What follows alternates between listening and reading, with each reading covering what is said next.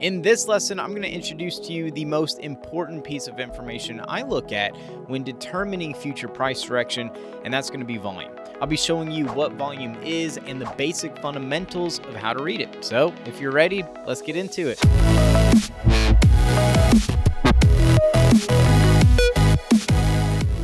Volume is simply the number of shares that have been exchanged during a given time period, and it's usually a default metric on every stock chart. On most stock charts, the volume is located at the bottom section, which looks something like this.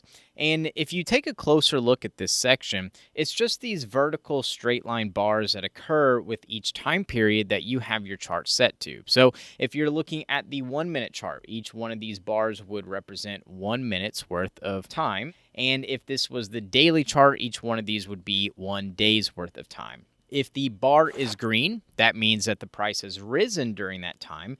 And if the bar is red, that means the price has fallen during that time.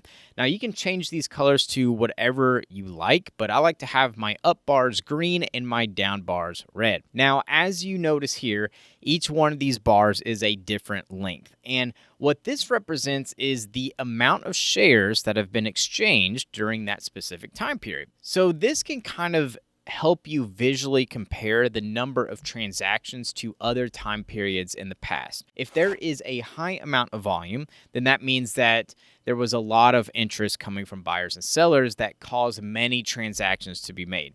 If there is a low amount of volume, that means that there is little interest coming from buyers and sellers to where fewer transactions were made.